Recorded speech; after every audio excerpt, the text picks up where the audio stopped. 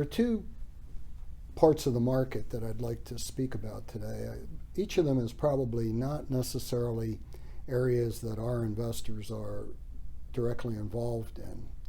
The first, I'm sure you're not directly involved in, at least don't admit to it. And it has to do with the GameStop and AMC phenomenon, where we have companies with little or no value that have been bid up to extraordinary prices. In the case of GameStop, we have a company that has no earnings. They're in the video game retailing business, which probably isn't worth more than 10 times earnings if the company had earnings. Yet the company has sold for $483 a share this year, up from a few dollars. Now, how does that happen? Well, it happens because it's speculation. It's clearly speculation. I've read many accounts of who's responsible and how it's happened, and Robinhood and its band of small investors ganging up on Wall Street hedge funds is the one that seems to make the most sense. But my guess would be that they've had a lot of help and a lot of advocates joining on to greedily make some money. Remember, there is a phenomenon in the factors for investing. It's called momentum. And momentum is a useful tool to use when investing. Now, if you take momentum, or buying companies that are going up, especially companies that are going up rapidly, it's a useful tool. But I emphasize the word tool. And when used without discretion at all, a company rising as quickly as GameStop would attract momentum investors. But if you buy momentum without any fundamental considerations, you can get caught in something like GameStop. Now, I mentioned earlier, just a few days ago, really, it was $483 a share. As we speak, it's about $100 a share. There is a short squeeze going on. Now, I think we all know what that means. It means that the people who have shorted the stock, sold it, borrowed it, sold it with the idea that they will buy it back for less, they were squeezed. Now, to give you an idea of what the short numbers were or are, for every share outstanding for GameStop, there were 1.5 shares borrowed. Think about that. 50% more shares sold than there in fact existed. So when this phenomenon began, it began because there was a real opportunity to squeeze the shorts, to drive the shares up as the shorts tried to buy their shares before they went up too much. There's an old adage in Wall Street. It goes like this: he who sells what isn't his'n buys it back or goes to prison. And there's a reason for that. You have to buy them back. And they got squeezed. And now I think you're seeing the deflation of that inflated balloon pretty quickly. I'm not a forecaster, right? I remind you of that all the time. I don't forecast. But I would say that at $100 a share, this stock, GameStop, is worth far, far more than it's worth. So that's enough about that. Be careful, though, because the phenomenon can spread. And it can spread to other companies where the credibility or the lack of credibility may not be so obvious. So there is a warning here. Don't get caught up in it. I'm sure most of you, if not all of you, listening to this will not.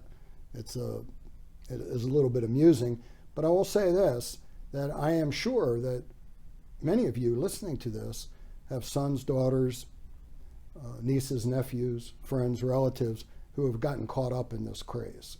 And these never end well. They're always ugly when they end, And I always remind investors, the market does not care.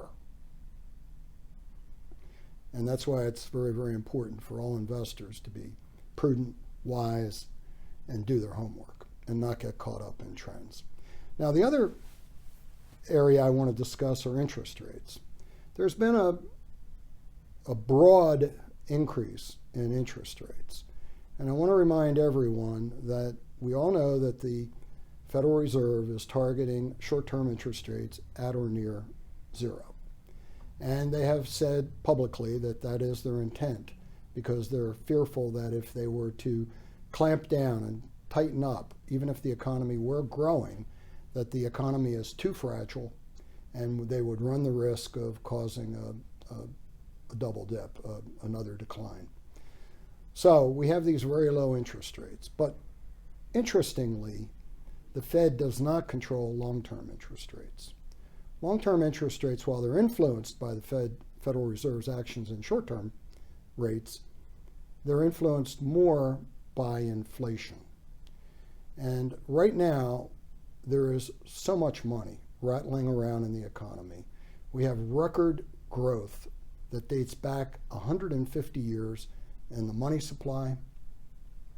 We have stimulus being added to. I would imagine within the next week or so, we'll have another stimulus program where $1 trillion, $2 trillion will be added to an already cash-rich economy.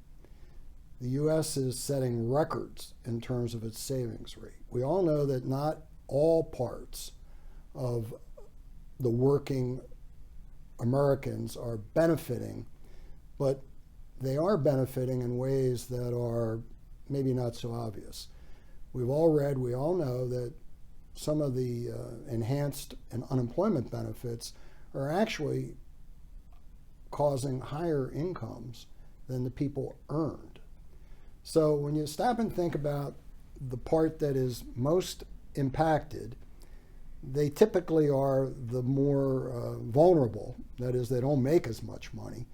But the packages for fiscal stimulus have so ballooned that in some cases, in many cases, people are better off not working than they are working.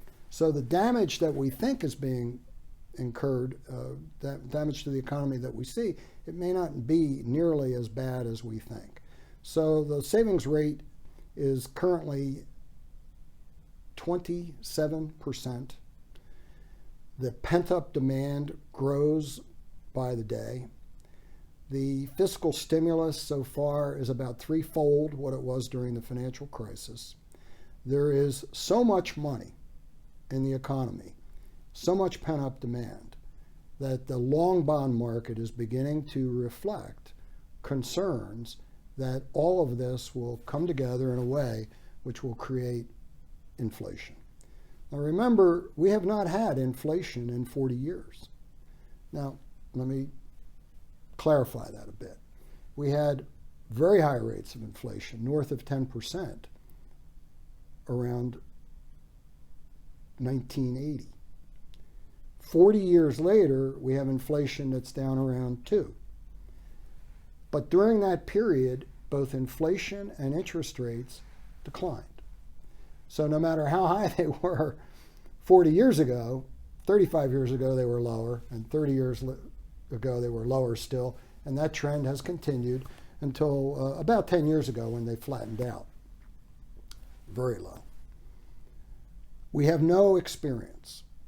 Most people today who are working have no experience at all with inflation.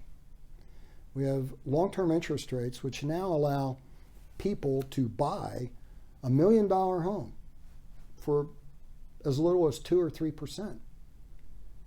Now, some of you know this, some of you do not. The first business I started was real estate, and it's my oldest business, and it's one we continue to run today. We rent housing from the low end to the high end, but the low end that I'm speaking about is about $1,500 a month in rent. Now stop and think about it. A 3% interest rate. You could buy a $200,000 house, if you had the down payment, at 3% on $6,000 a year.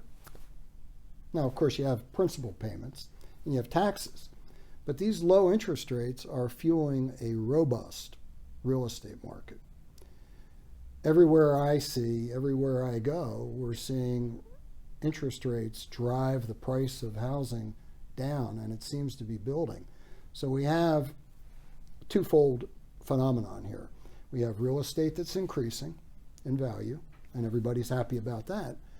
But not so obviously, we have long-term interest rates which are beginning to show weakness.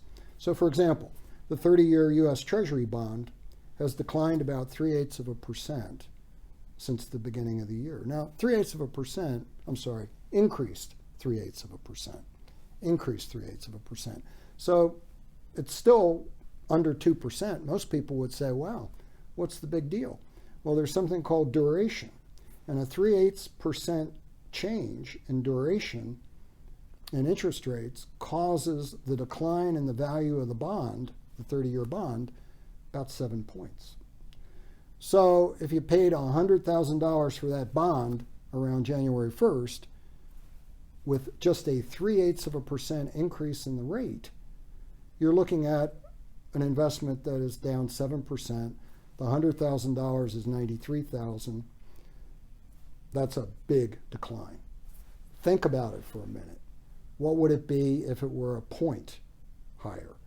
The decline in a 30-year interest rate or 30-year Treasury bond would be approximately 18 points, or almost 20%, with 1% increase in rates.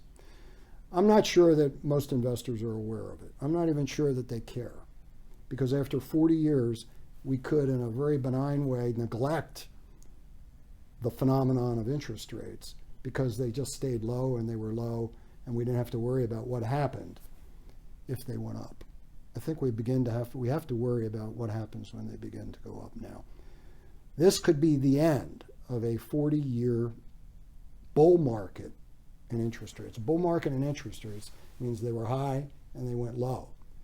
The value of bonds are the inverse of that. That means they were high and they go lower. That's not a good thing. So people who are looking for higher interest rates because they are lenders, they buy bonds, be careful what you wish for, because for the rates to go up, it means the value of anything you've bought in terms of long-term bonds goes down in value. And in this market, they could go down in value a lot. I'm not saying you should sell your bonds. I'm not saying anything of the sort. But what I am saying is you must be aware of what a 1-point increase in rates does to a 30-year Treasury bond and what it does to a 10-year Treasury bond. They go down in value. So those are the two areas I want to cover.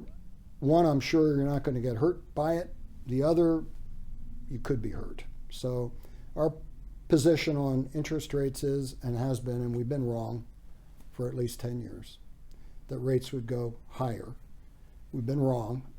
I don't think we've hurt our investors by keeping them in higher quality short-term securities, but the rates have not in fact gone up. I think we could be.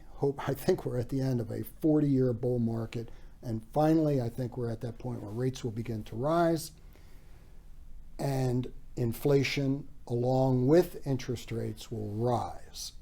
And that will be a totally different environment for all investors. We must adjust to it. In stocks, the high quality, revenue rich, earnings rich companies that we focus on should do well in the early stages of a cycle that I just described. Higher inflation rates, higher interest rates. But we'll get to the point where we start talking about real earnings. We're not there yet. Real earnings will come when people say, yeah, they're earning $4 a share, but adjusted for the inflation that we've experienced, it's not $4 a share. That will eventually be a negative factor that all investors need to be aware of. For today, though, we don't have to worry about that. That's far enough into the future. What I am saying is be focused on equities, at least for the near term, and hopefully for the long term, because we're staying no matter what happens.